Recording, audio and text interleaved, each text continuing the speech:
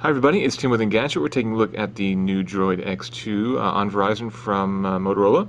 If you're familiar with the original Droid X, then the design here is going to look pretty similar to you. Really not a lot has changed with the phone since the original Droid X was released last year.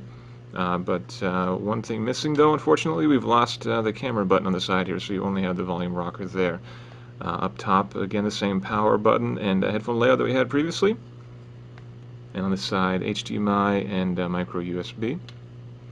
On the back, 8 megapixel camera sensor, and then underneath here is where the battery is kept.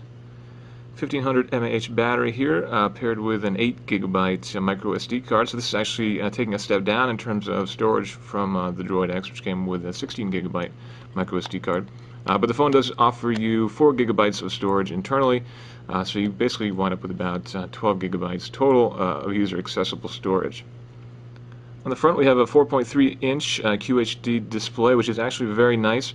It has a bit of a different look than the Super AMOLED Plus displays from Samsung that we've been falling in love with, but it's definitely one of the best displays that we've seen on a phone. The resolution is high again.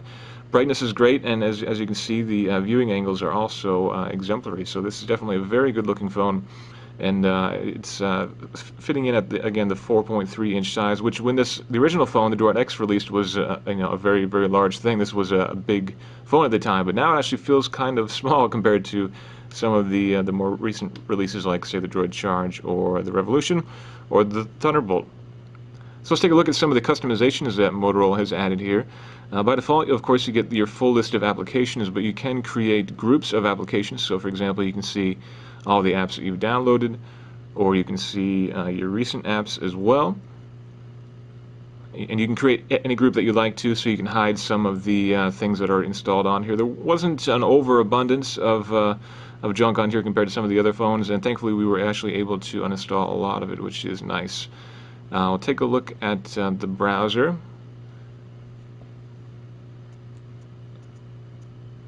The keyboard provided by Motorola is quite nice. The prediction we found to be accurate, and it's quite responsive.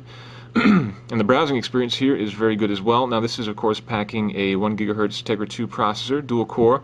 So the performance is very good, both in terms of benchmarks, so synthetic performance, and also in terms of real-world performance.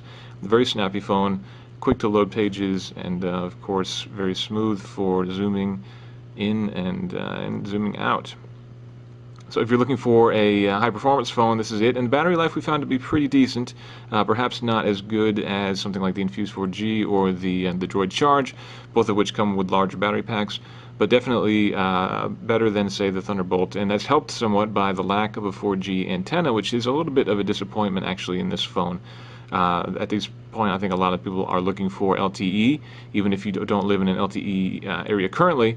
But still, this is a very good phone if you are not necessarily wanting to jump on the 4G bandwagon. Performance is very good, and overall, the design, of course, is still very good, similar, of course, to the Droid X. So again, this is the Droid X2 on Verizon from Motorola.